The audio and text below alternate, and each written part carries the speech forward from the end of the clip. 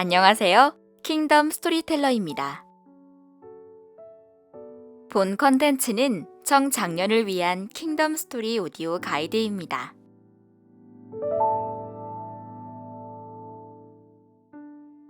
성경을 읽으면서 유월절, 칠칠절, 초막절 같은 절기를 보셨습니까? 이들 절기는 소위 3대 절기로 불리는 구약시대의 절기입니다. 그런데 이런 절기들 못지않게 중요한 절기가 바로 레위기에 나오는 속죄일입니다. 히브리어로 욤 키프로라 불리는 속죄일은 지금도 유대인들이 중요하게 여기며 지키는 절기입니다. 이름에서도 알 수 있듯이 속죄일은 죄의 용서와 관련이 있습니다. 성경을 꾸준히 읽으신 분들은 속죄한다라는 단어를 자주 보았을 것입니다.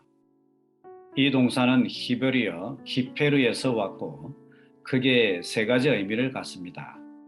첫째로 덮는다라는 의미를 갖습니다.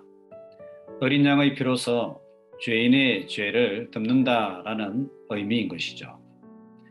둘째는 씻다, 쓸어내다라는 뜻을 가집니다. 성경 본문에서 속죄하다는 동사는 어린 양의 피로 또는 짐승의 피로 죄를 씻어낸다라는 의미를 보입니다.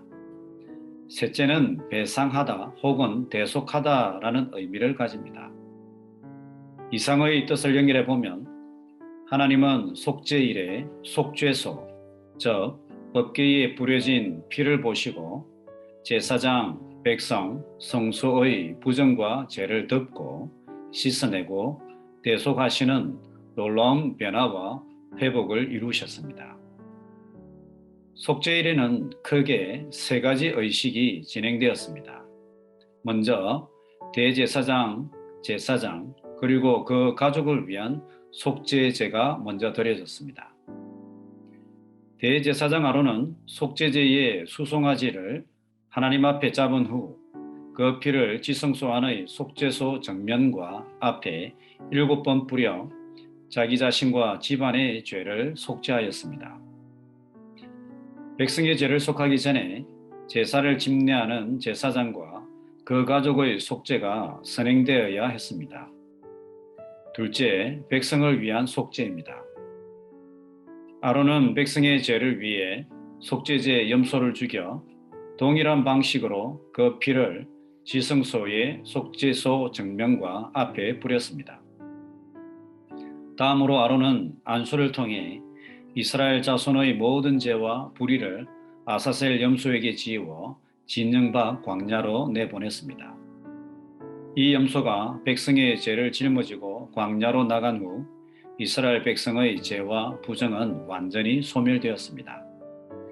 마지막으로 속죄일의 의식은 대제사장과 백성을 위한 번제로 마무리되었습니다.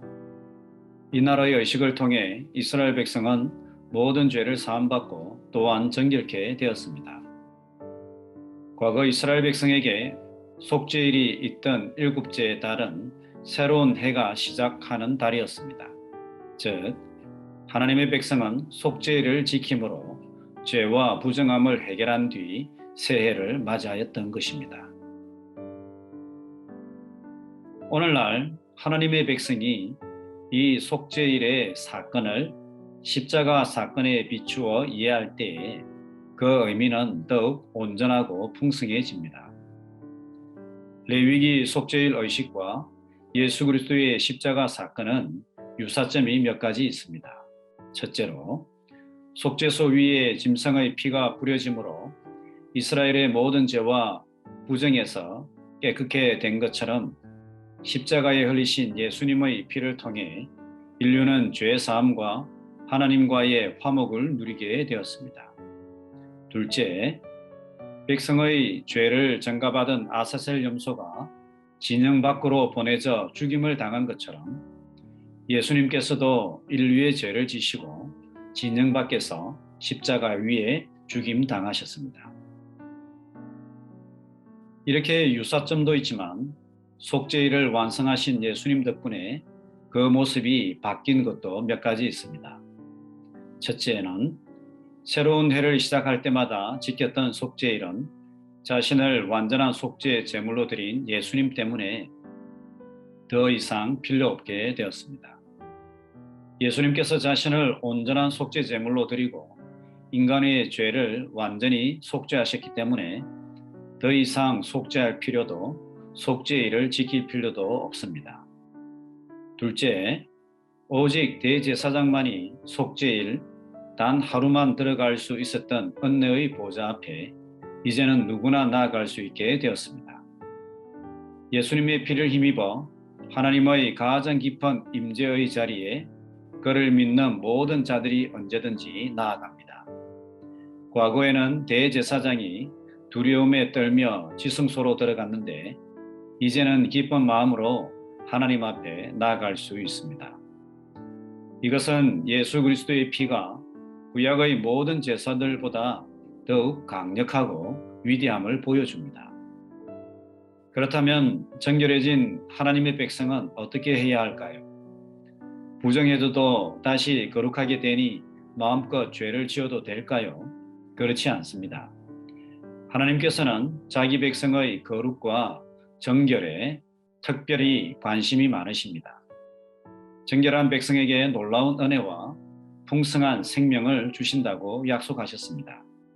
그러니 하나님의 백성은 더욱 거룩한 삶에 노력을 기울여야 하겠습니다. 하나님은 광야 이스라엘 백성에게 속죄일을 주시면서까지 거룩과 정결에 관심을 보이셨습니다. 이스라엘 백성이 정결하게 되어 새해를 시작하게 하셨습니다. 제사장, 백성, 성소를 정결하게 하셔서 다시 속죄할 수 있게 하셨습니다. 마침내 예수님의 십자가 사건을 통하여 백성을 완전히 정결하게 하셨습니다. 이제는 더 이상 속죄일 제사를 지낼 때 번거로운 의식을 치를 필요도 없고 누구나 예수님을 믿음으로 담대하게 은혜의 보좌 앞에 나아갈 수 있게 되었습니다. 이런 은혜를 누리는 백성은 더욱 거룩한 삶에 힘을 내야 하겠습니다. 하나님 나라를 위해 더욱 헌신하는 청취자 여러분 되길 바라며 이상으로 킹덤 스토리텔러를 마치도록 하겠습니다.